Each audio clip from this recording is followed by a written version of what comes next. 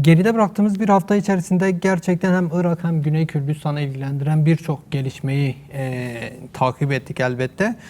Son bir haftadır Güney Kürdistan oldukça yakından ilgilendiren en önemli gelişmelerden biri Lacan köyünde yaşanan bazı gelişmelerdi. Bilindiği gibi Hevler'in Hebat ilçesine bağlı bir köy Lacan ve burada bazı protesto gösterileri oldu. Sonra köyün boşaltılması kararı aldı. Sonra Herkilere mal edilen veya Herkilerle anılan bir çatışma söz konusuydu. Lacan köyünde gerçekten neler yaşandığına dair merak edilenler var. Bunu size sormak istiyoruz. Lacan köyünde tam olarak neler yaşandı, olaylar nasıl gelişti?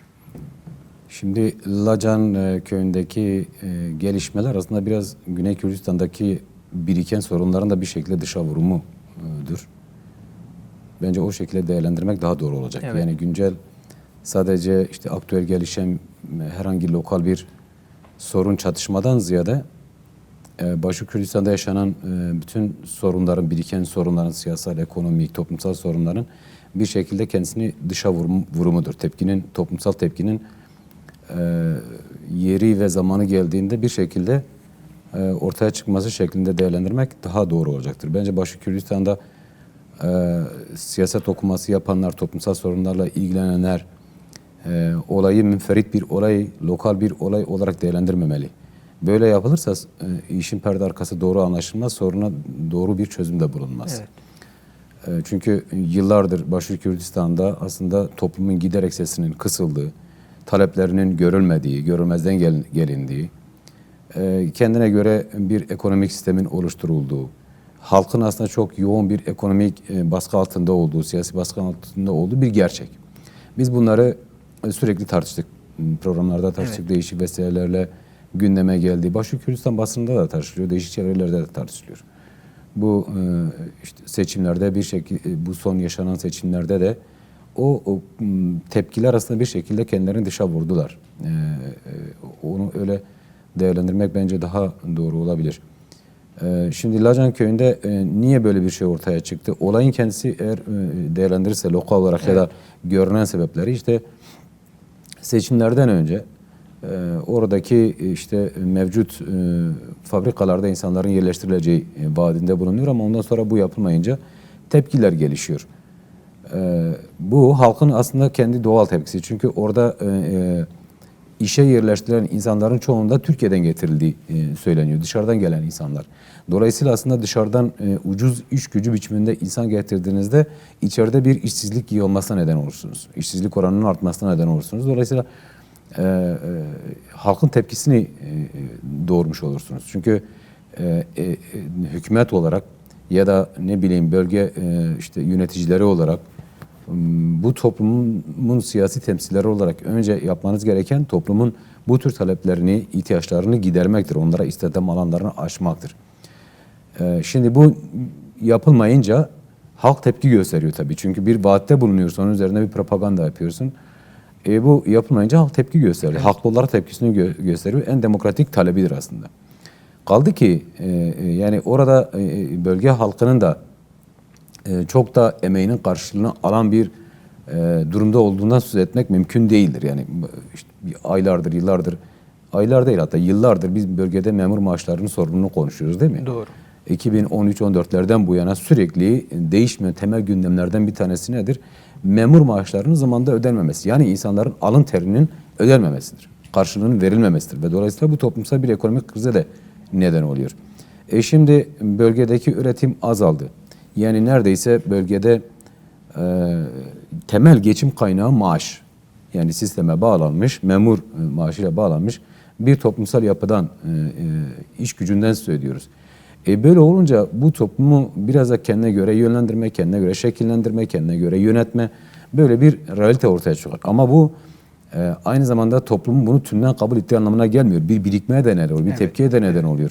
İşte Lacan köyünde olduğu gibi fırsatı ya da yeri geldiğinde de kendisi bir şekilde dışa vuruyor. Çünkü insanlar gerçekten, şimdi düşünün, bizi çalıştırın üzerinden bir şey yapılıyor. İş alanını işte kendisinin iş alanını gasp ediyor, başka tarafa veriyor ki kaldı ki bunlar da ucuz iş güçleri alanları. Ona rağmen yani insanlar en doğal hakları, kendi normal günlük yaşam, ekonomik geçimlerini sağlamak zorundalar. Sorun burada ortaya çıktı ama sonrasında soruna yönelme, sorunu ele alma şekli çok yanlıştı bana göre. Halkın taleplerini dinlemek, halkla bir müzakere etmek, tartışmak, taleplerini, gereklerini yerine getirmek yerine şiddetle, baskıyla sorun yokmuş gibi davranmaya, sorunu ya da sorunu bir şekilde hasır altı etmeye, ortadan kaldırmaya yönelik bir baskı gelişti. Böyle olunca sorunlar patlak verdi. Yani sorunu sadece bir işte herki aşiretinin sorunu olarak değerlendirmemek lazım. Belki o mıntıkada, bölgede herki aşireti çoğunlukta olduğu için haliyle işte karşı çıkanlar, tepki gösterenler bir aşiretle anılmaya Bu başlandı. isimde andırılıyor. Ama işin özü bu değildir. Yani aşiretçilik ya da şu bu falan değildir. İşin özü sistemin ekonomi politikasızlığıdır.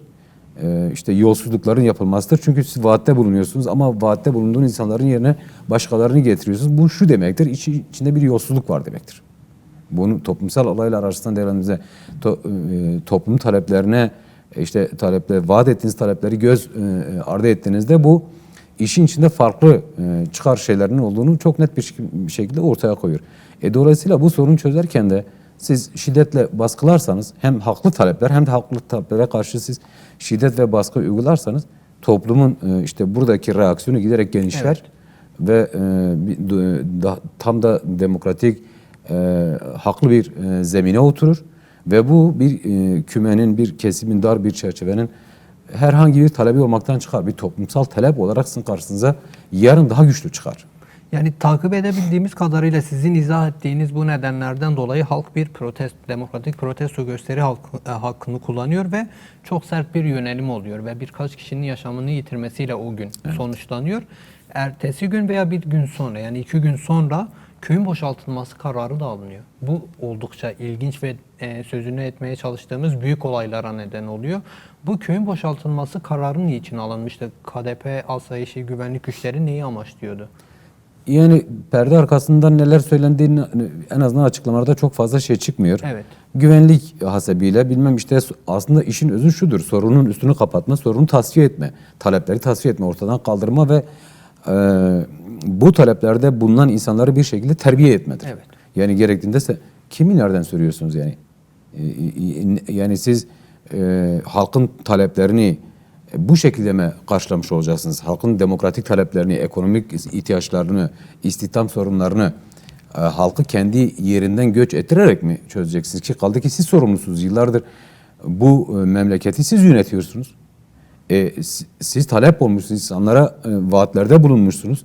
Ben iyi yönetirim demişsiniz, ben ihtiyaçlarınızı karşılarım demişsiniz. Bu sadece ekonomik ihtiyaçlar değil, toplumsal ihtiyaçlar, siyasal ihtiyaçlar, güvenlik ihtiyaçları, güvenliğinden sorumlu olduğun toplumu sen nasıl sürgün edebilirsin ya da nasıl baskılayarak taleplerini sümen altı edebilirsin? Bu çok çelişkili bir durum. Açık net biçimde şunu gösteriyor.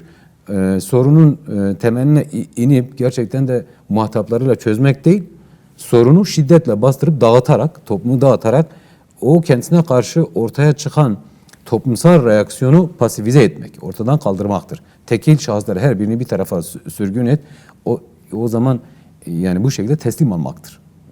İşin şeyi budur. Yani kısa açıklaması bana göre en doğrusu budur. Ama bunun olmayacağı, bunun tutmayacağı, bunun toplum tarafından daha büyük reaksiyona neden olacağı anlaşılıyor. Çünkü gerçekten Anlaşıldı da zaten Kabat ilçesinde ateşler yakıldı, çatışmalar. evet, farklı kesimler de tepki göstermeye başladı. Toplumun farklı yerlerinden de, yani sadece işte bu iş Lacan köyüyle sınırlı kalmıyor. Çünkü belki de buranın iktidarının anlamadığı şey şu. Yani siz böylesi toplumsal haklı bir talebi bu şekilde şiddetle bastırırsanız aslında tüm toplum kendisine yapılmış olarak hisseder. Çünkü benzer sorunları farklı yerlerde toplum yaşıyor zaten. Toplumun farklı kesimleri yaşıyor. Dolayısıyla sizin o şiddetle baskılamanızdan yola çıkarak yarın benzer şeyin kendisine de uygulanacağını düşünüyor, hesaplıyor, hesaplamak zorunda sonuçta. Çünkü kendi talepleri de var. Bu size karşı toplumsal reaksiyonu bir süre sonra değişik platformlar üzerinden örgütlemeye kadar da götürür. Ki bence zaten bu olay eğer Başur Kürdistan'da biraz demokratik sivil toplum örgütleri olmuş olsaydı bence olay giderek çok büyürdü, bütün alana yayılırdı, bütün bölgeye yayılırdı.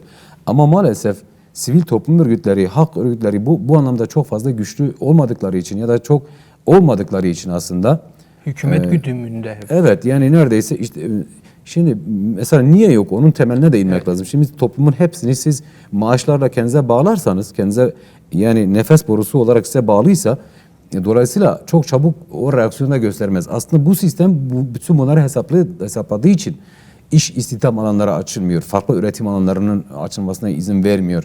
Dolayısıyla sürekli toplumun kendisine ekonomik olarak bağlanmasını sağlıyor. Bu ekonomik sistem işte toplum buradan sorgulamalı aslında. Yani ben neden bir maaşa mahkum edildim? Ben neden bugün yani en bariz toplumsal taleplerim, ekonomik taleplerim hak ihlallerine uğradığında bile niye toplumsal bir reaksiyonu örgütleyemiyorum? Bu sorgulamalar gelişmeli. Özellikle toplumdaki aydın kesim bütün bunları sorgulamalı. Öncülük etmeli. Dolayısıyla mesela örneğin Başka Kürdistan'da bir sendikalaşma şeyi yoktur. Kültürü yoktur. İnsanların haklarını, hukuklarını arayabilecekleri en basit haliyle kendi demokratik örgütlenmelerini, dayanışma örgütlerini ortaya çıkarabilecek, kendi organizasyonları aracılığıyla hak taleplerinde bulunabilecek, bunları müzakere edecek, siyasal arenada baskı unsuru oluşturacak bir örgütlenme şeyi yoktur, şekli yoktur Başka Kürdistan'da. Böyle olunca en demokratik toplumsal talepler bile işte böylesi tehditlerle yüz yüze gelebiliyor ya da böylesi baskılarla karşılaşabiliyor ve dolayısıyla hakkını da alamıyor. Bir süre sonra mevcut hükümet, sistem her neyse güç odakları çok rahatlıkla o toplumsal talepleri bastırabiliyorlar. Toplumu teslim alabiliyorlar. Evet. O yani işte Lacan köyünün ya da Habat ilçesinde gelişen olayların hepsinin bize gösterdiği, sorgulattığı şey şu aslında.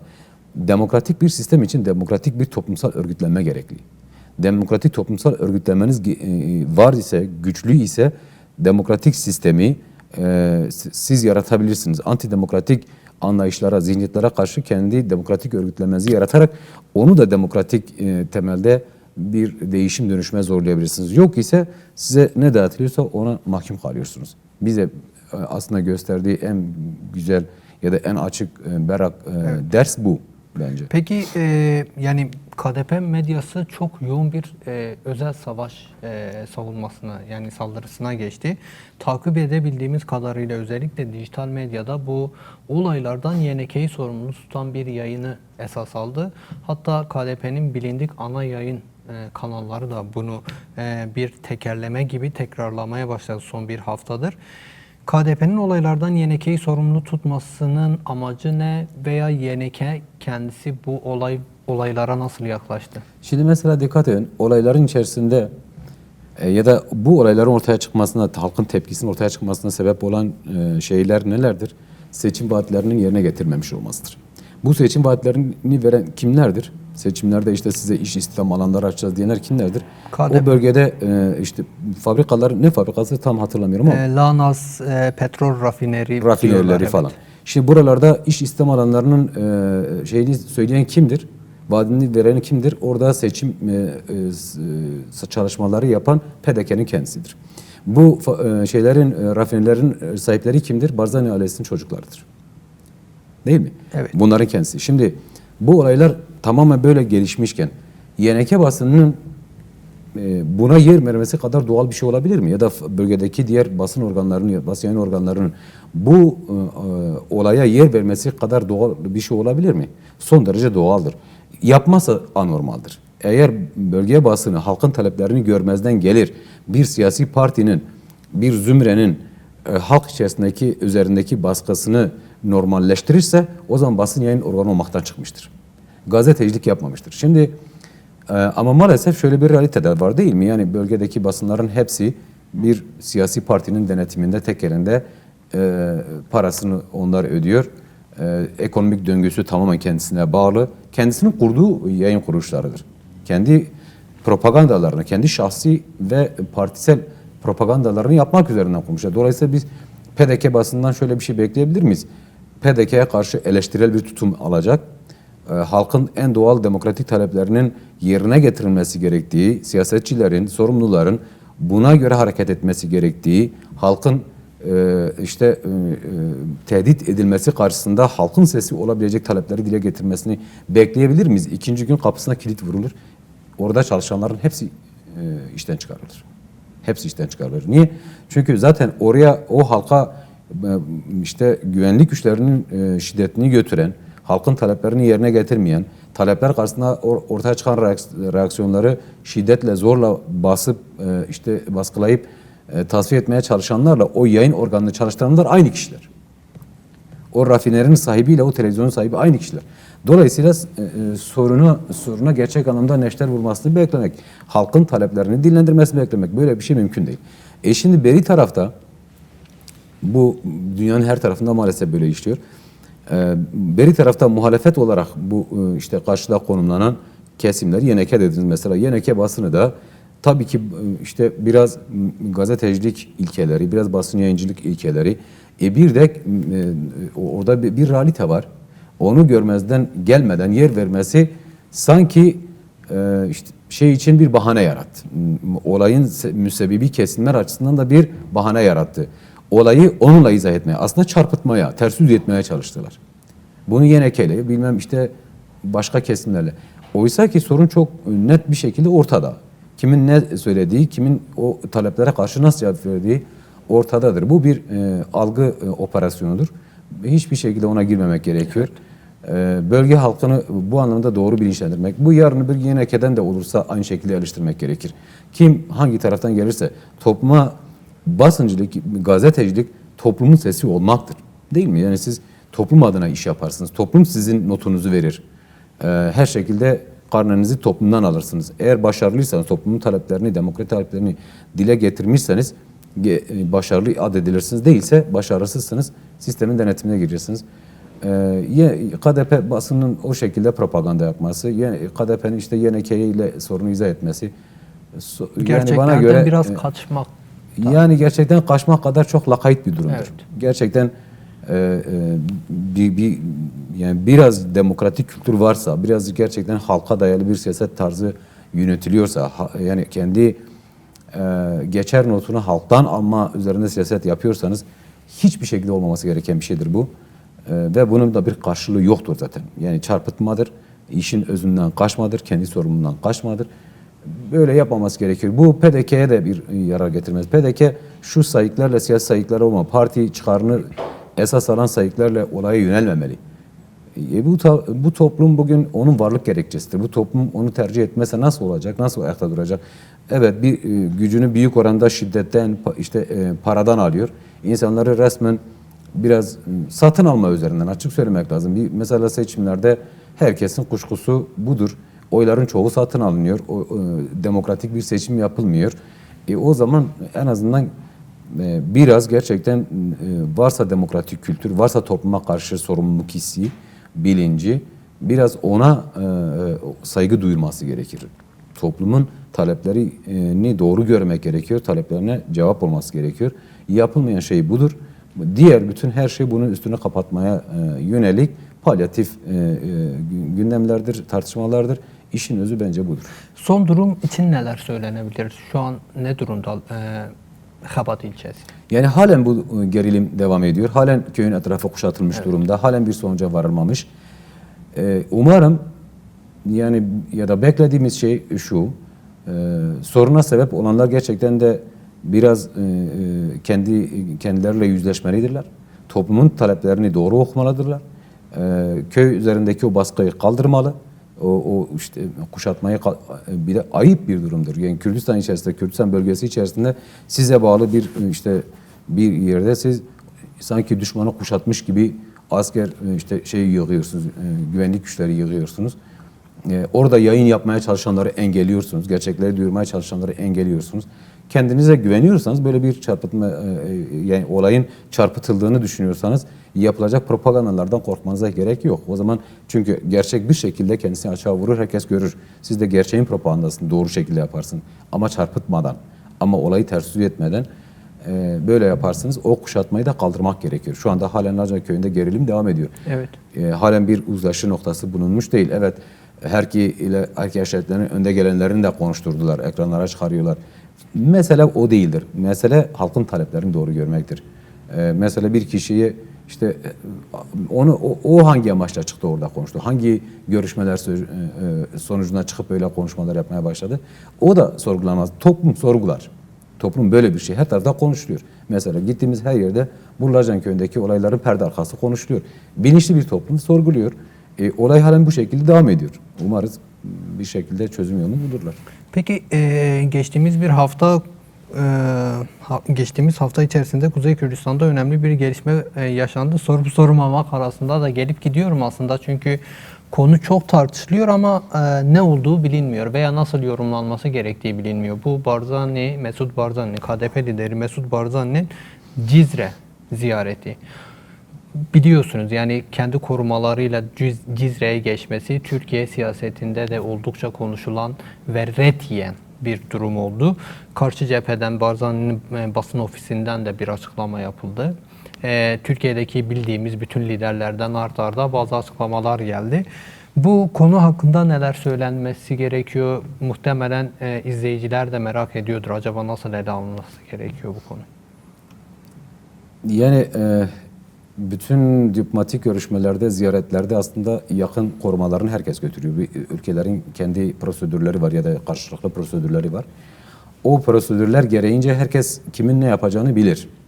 Nasıl gidileceğini, neler yapılacağını, güvenlik durumunun nasıl sağlanacağını, o prosedürler bellidir. Çok da bilinmeyen şeyler değildir. En azından o devletler arasında ya da karşılıklı ziyarette bulunan kesimler arasında o kanallar zaten bir görüşme trafikleri yaşanır. Onun hazırlıkları yapılır. Yakın korumalı ya da korumaların götürülmesi değil de o götürdükleri Kamuflaj silahlar daha çok kullanıldı. Şimdi ilginç geliyor gerçekten insana. Yani bütün bunlar mesela Mesut Barzani Cizre'ye gittiğinde Türk devlet yetkililerinin haberi yok muydu? Güvenlik birimlerinin haberi yok muydu? Gittiğinde görmediler mi, takip etmediler mi? Bütün bu işte şeyler yaşanırken niye sessiz kaldılar? Sonra da niye gündeme taşıdılar? Tuhaf şeyler döndü. Yani insanın ilk dikkatini çeken şey bu. Elbette bilemiyoruz yani perde arkasında gerçekten bu olay bilerek mi böyle kurgulandı yoksa yani hesaplamadıkları şeyler mi oldu? Elbette bilemeyiz bunları. İşin muhatapları bilirler, açıklamak zorundadılar. Bu kadar üzerinde tartışıyorlarsa dolayısıyla topluma karşı da buna açıklık getirmek gibi sorumlulukları vardır. Ne kadar o sorumluluklarını bilinciyle hareket ederler, yerine getirir o başka bir durumdur da. Fakat olması gereken odur. Ama ben mesela durumu biraz şöyle söyleyebilirim.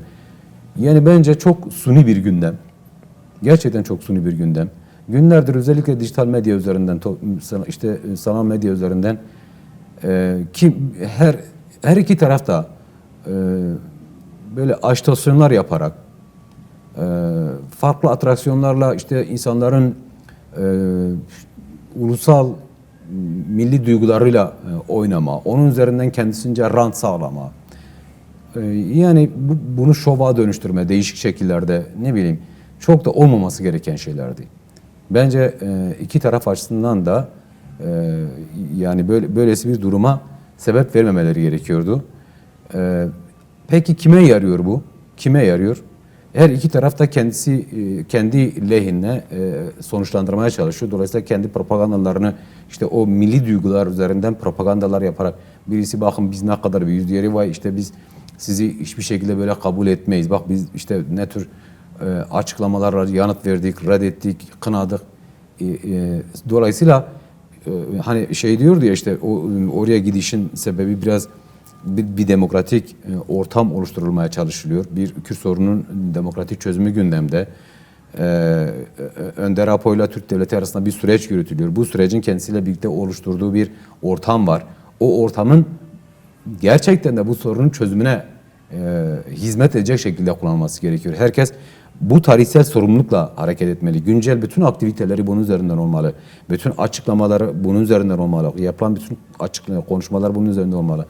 Ama şimdi mesela bu sürecin kendisine açtığı alan üzerinden hareket ederken biraz süreci kendi lehine, kendi hanesine yazdırmaya çalışan bir durumla her iki taraf açısından da karşı karşıya kalıyoruz.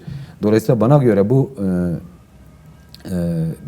bu tür şeyler cereyan ettikçe milliyetçi duyguların, ırkçı duyguların kışkırtılmasına neden oluyor ve sürece zarar veriyor.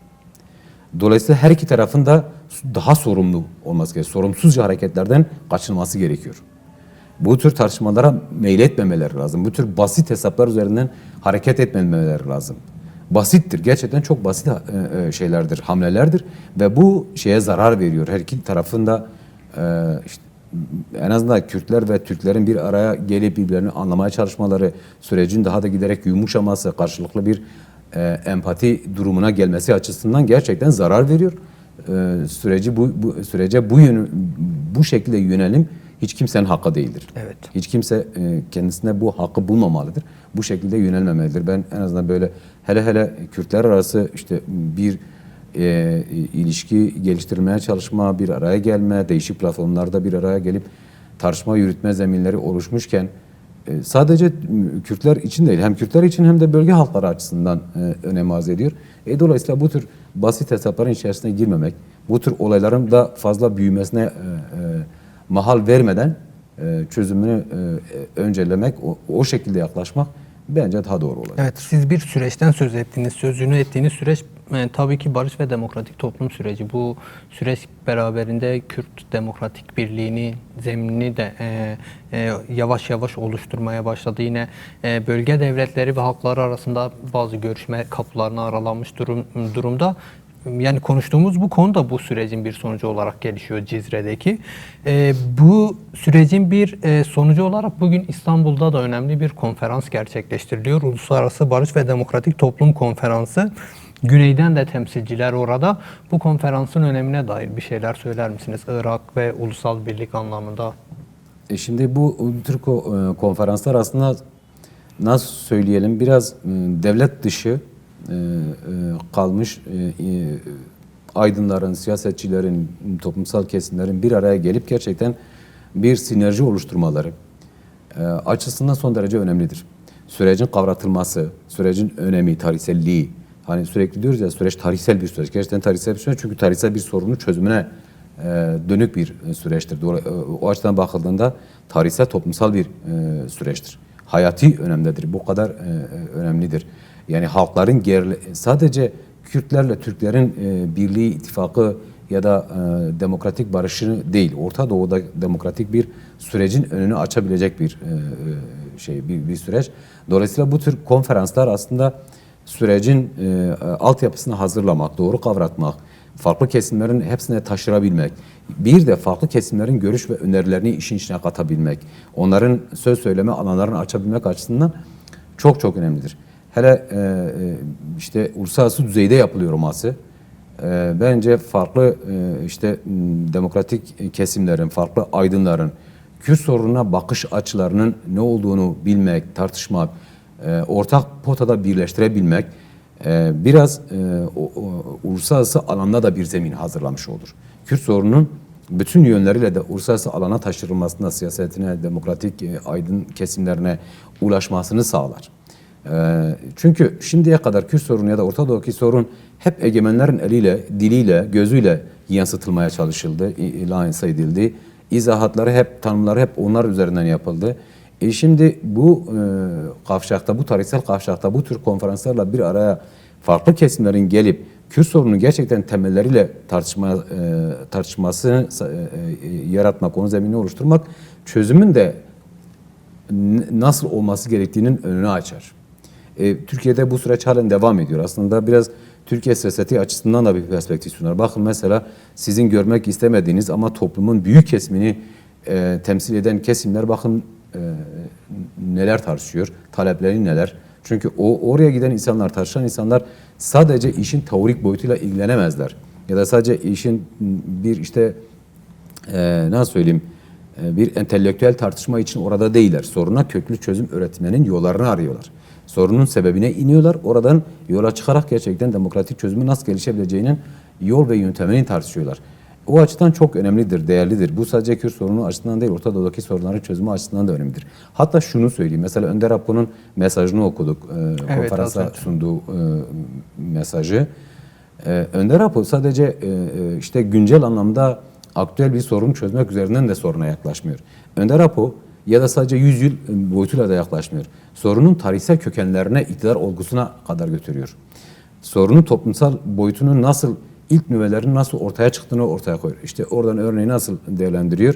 Marksizmi bir nebze de olsa eleştiriyor, reel sosyalizmi eleştiriyor ve oradan sorunların neden tarihsel olarak çözüm getiremediğini belirtirken toplumsal sorunların ortaya çıkışını sınıf bazlı ele almasından söylüyor. Bunu eleştiriyor.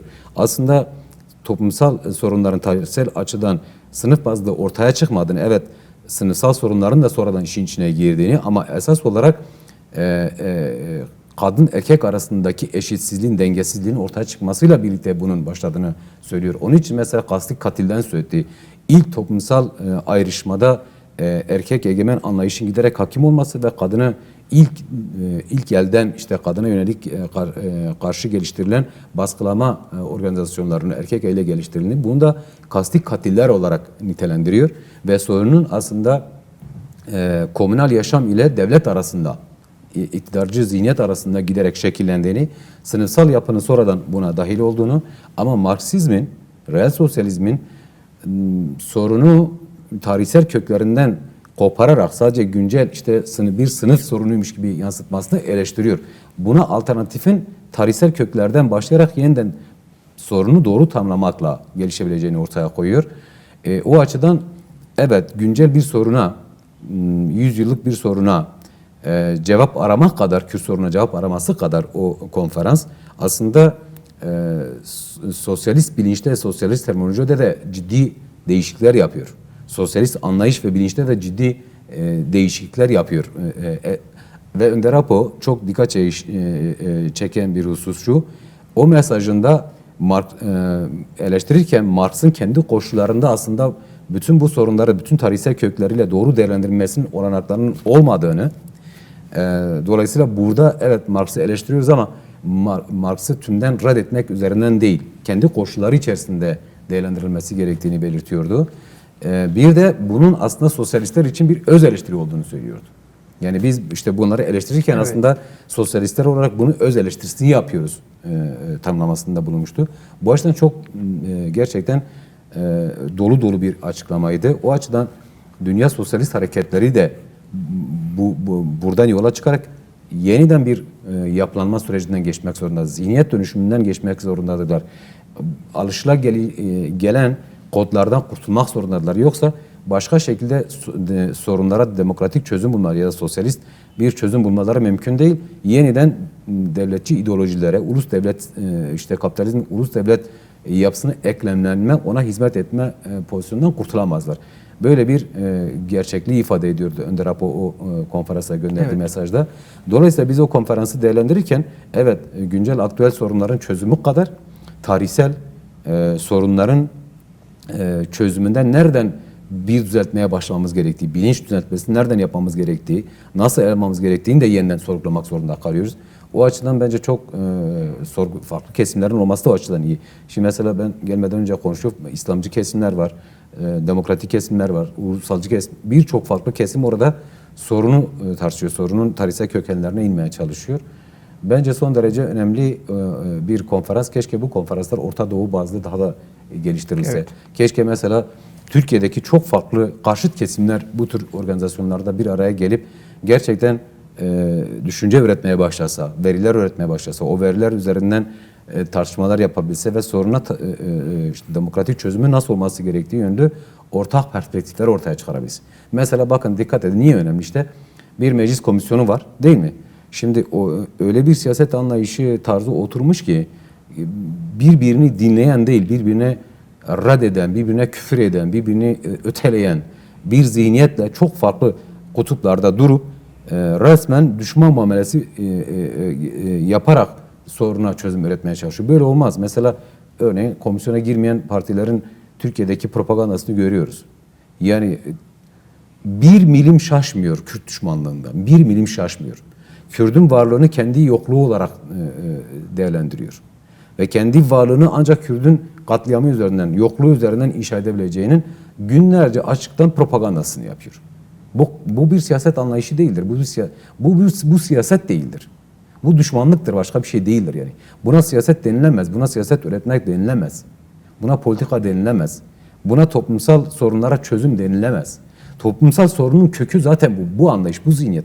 İşte buna karşı farklı bu kesimlerin konferanslarda bir araya gelip tartışmaları ama şimdi hep konferanslar elbette bunun böyle olacağını söylemiyorum. Belki daha farklı aktiviteler içerisinde de olurlar. Ama işte biraz konferanslar çoğu zaman bir araya gelir tartışır sonradan dağılıp gidiyorlar. Olmaması gerekir. Bu Bir konferansın devamlılık sağlaması lazım. elbette ki mesela bu konferansta bir irade ortaya çıkabilmeli. Değişik toplumsal kesimlerle bir organizasyona dönüşmeli, bir örgütlü organizasyona dönüşmeli bence bunlar ve süreçte söz sahibi olmalı. Yani sorunun toplumsallaşmasına ya da çözümün toplumsallaşmasından söz ediyoruz değil mi? Toplumsallaşmadan her gün birileri anket yapıyor. Toplum ne kadar kabul ediyor, ne kadar kabul etmiyor. Bu sürecin ne kadar içinde. Bu organizasyonların sorumluluğudur. Evet, sadece onların değil ama bunlar öncülük edebilmeli. Çözümün toplumsallaşmasına, çözüm anlayışının, fikriyatının toplumsallaşmasına, herkesin yani barışın aslında karşılıklı hazmedilir duruma gelmesinde anlayışla insanları birbirini kabul etmesinin sağlanması gerekiyor. Aksi durumda siyaset tek başına bu sorunu çözemez. Evet. Kaldı ki siyaset şöyle, siyasi partilerin karakterinde bu var bugünkü işte devletçi sistem partilerin içerisinde. Mutlak olarak iktidara oynama var. Bu da topluma nasıl nereden oy devşirebilecekse, nereden oy alabilecekse biraz sorunun köküne inmek değil de dönemsel çıkarları iktidarı şeklinde bir Güncel ve tüccar pragmatist, mantığıyla yaklaşma. Şimdi böyle olunca sorun çözüm getiremiyor. Böyle olunca doğru politika üretemiyor. Sorunun büyümesine neden oluyor. Bu organizasyonlar, bu konferanslar da ortaya çıkan şeyler bunu tartışıyor ama bunu bir organizasyona dönüştürmeli bana göre. Bunun toplumsallaşması açısından bir rol oynamalı. Siyaseti de toplumsal güçle birlikte baskılayarak bu değişim dönüşme zorlamalı. Evet, Kürdistan bölgesiyle Irak arasındaki görüşme trafiğinin hızlandığını gözlemlediğimiz bir haftayı geride bıraktık. Seçimler oldu, bitti. Herkesin kürsü sayısı az çok netleşmiş, son resmi sonuçlar kamuoyuna açıklanmamakla birlikte. Şimdi Şii liderler ard arda Hevler ve Süleymaniye'yi ziyaret ediyor gördüğümüz kadarıyla. Bu ziyaretler yeni kurulacak hükümetle mi ilgili? Bu ziyaretlerin bu kadar sıklaşmasının nedeni ne olabilir? Elbette onunla alakalı. Herkes yani yeni dönemde işte hükümet kurulacak. Herkes biraz kendi cephesini geniş tutmaya çalışıyor. İlişki ittifak kurabileceği herkesle görüşmeye çalışıyorlar. Çok karmaşık bir durum. Irak seçimleri ilginç bir şekilde bir yıldır durmadan tartışılıyor. Seçimler olacak mı, olmayacak mı, kim kiminle seçime girecek, seçim sonuçları ortaya çıkarsa ne olacak, nasıl etki edecek? Sistemi zaten daha önce tartışmıştık, tuhaf bir sistem. Şimdi Şiiler kendi aralarında parçalı biliyorsunuz. Anayasa gereğince başbakanlık Şiilerde olacak. Şiiler kendi aralarında tam bir ittifak halinde değil. Başbakan tek bir kişi üzerine uzlaşmış değiller ya da bir iki kişi üzerine kimlerin dahi adı geçiyor uzlaşılmış acaba? değil. Sudan'ın ismi geçiyor, Malik'in ismi geçiyor, farklı şeylerin ismi geçiyor. Bu isimler üzerinden bir uzlaşma halen yok. Dolayısıyla bu fraksiyonlar bir araya gelemeyince başka kesimlerden en azından çoğunluğu sağlayabilmek açısından parlamentoda farklı kesimlerle görüşüyorlar. KDP ile görüşüyorlar. Farklı kesimlerle görüşüyorlar. Seçimlerde parlamentoda yapılacak başbakanlık şeylerine kendilerini desteklemelerini istiyorlar. Sünniler keza öyle. Yani parlamento başkanlığı kim gelecek, kim nasıl olacak bunlar bir arayış içerisinde. Hatta şu tartışma devam ediyor. PDK ile YNK arasında biliyorsun bölge hükümeti halen kurulmadı zaten. Şimdi Irak Cumhurbaşkanlığı Kürtlerin anayasa gereği şimdiye kadar KDP ile YNK arasında bir uzlaşıyla bir kişi belirleniyordu. Bir aday belirleniyor. Dolayısıyla kaçınılmaz olarak o kişi seçiliyordu. Şimdi KDP kendi adayını çıkarmak istiyor. YNK kendi adayını çıkarmak istiyor. Burada halen sorunlar var. İşte bu tüm bu diplomasi trafiği bu yeni oluşturulacak hükümetin nasıl olacağıdır. Ya da başbakanlığın kimde olacağı, cumhurbaşkanlığının kimde olacağı, parlamento başkanlığı kimde olacağı velhasıl işte erklerin nasıl dağıtılacağı üzerinden, nasıl şekilleneceği üzerinden bir yoğun iç diplomasi yaşanıyor. Valla çok da karışık. Evet. Aslında nereye gideceği de hiç bilmiyoruz. Siz KDP'nin de bir aday belirleyeceğini söylediniz. Aslında son bir önceki dönemin seçim sonuçlarında da KDP bir cumhurbaşkanı adayı belirlemişti ve bu da krize neden olmuştu. öyle görünüyor ki bu seçimde de bunu göreceğiz. Yani bu hükümetin kurulması Yani illa aşamasında. belirleyecek demiyorum. Kendileri söylüyor. Yani böyle giderse Evet. yani Yeneke işte biz seçimlerden önce şunu tartışmıştık. Sonrasında tam da onu söylediler. Seçimlerden önce bir program demiştik ya, büyük ihtimalle bunlar işte bölge hükümetiyle merkezi hükümetin aynı dosyada birleştirilip KDP Yeneke kendi aralarında bunları bütünlüklü tartışma. Şimdi aynen bunu söylüyorlar. Evet. Şimdi burada iş tıkanmış. Gelmiş. Yeneke Cumhurbaşkanlığına KDP verecek mi, vermeyecek mi? Yeneke'nin KDP veya evet, Yeneke PDK'den mesela KDP'den şunu talep ediyor değil mi? Bölge hükümeti içerisinde İçişleri Bakanlığı, Ekonomi Bakanlığı benzer şeyler talep ediyordu. Diyordu ki bu erkekler şimdiye kadar hepsi senin elinde, böyle olmaz. Paylaşmamız gerekiyor. İş oraya gelip tıkanmıştı. Bu görüşmeler sürekli yapıldı. Sürekli sanki çok iyi görüşmeler yapılmış havası da verildi. Fakat sonuç beklendi. Irak seçim sonuçları beklendi. Ta ki seçimler yapıldıktan sonra şimdi tam da işte iki hükümet içerisindeki dağılım nasıl olacak birlikte tartışalım diyorlar. Evet. Peki İkisini Şiiler aynı anda masaya koyalım. yani seçimin sonuçlarında Irak'ta bir hükümet oluştuğunda ve Cumhurbaşkanlığı seçimine gidildiğinde Şii grupların biraz daha Yeneke'nin adayını destekleyen bir yerde durduğunu gördük. Yani en azından şu ana kadar böyle. Bu süreçte aynı durum devam eder mi, yoksa Şiilerde KDP'yi destekleyen bir pozisyon Şiilerin de bu dönemde KDP ile çok yoğun diplomazileri var, görüşmeleri var. onların da biraz KDP'ye mi ihtiyacı oluyor? Tabii ki onlar da o şey yapıyor. Onlar mesela örneğin parlamentoda seçilecek başbakan değil mi? Şimdi Şiiler içerisinden çıkacak. Şiiler iki farklı şey gösterdiler. Aday gösterdiler. Ne olacak? İkisi de değişik kesimlerin oylarına ihtiyaç duyacak parlamento seçim için. Dolayısıyla gelip işte pazarlık yapıyorlar. Büyük ihtimalle şunu söylüyor. Siz bizi destekleyin. Biz de Cumhurbaşkanlığı konusunda sizinle Yeneke arasında çelişkiler var. Biz de Cumhurbaşkanlığı seçiminde siz destekler, siz adayınızı çıkarın. Çünkü kural şu, Kürtlerden olacak Cumhurbaşkanı ama hangi partiden olacak kuralı yoktur. Doğru. Bu Yeneke ile KDP'nin kendi arasındaki erk paylaşımlarıdır. İşte Yeneke'den olması.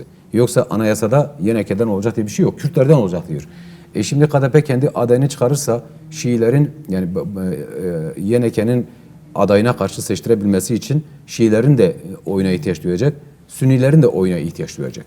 Dolayısıyla yanına çekebildiği kadar çekmeye çalışacak. Şiiler farklı kişileri başbakan adayı olarak çıkacak. Dolayısıyla sadece kendi oyları yetmiyor. KDP'nin oylarına ya da farklı organizasyonların oyuna ihtiyaç duyuyor. Yarın öbür gün mesela Şiilerle Sünniler arasında da bu tür görüşmeler gelişebilir. Onlar da işte çünkü parlamento başkanını seçecekler, Sünnilerden olacak. Sünniler de şunu söyleyebilir. Ben işte Sünniler de tek parça değil, onu da söyleyelim. Farklı fraksiyonlarla görüşür, der ki siz bize destek verin, biz de sizin adayınızı destekleyelim. Parlamento adayınızı destekleyelim. Böyle pazarlıklar sürgüt devam ediyor. Yani bundan sonra da bu çok konuşulacak. Kısa vadede de hükümet kurulmayacak gibi duruyor. Zaten halen parlamento toplanmadı. Evet. Parlamentonun toplanması gerekiyor. Önce kendi parlamento başkanını seçmesi lazım. Ondan sonra parlamento başkanı yeni başbakanı görevlendirmesi lazım.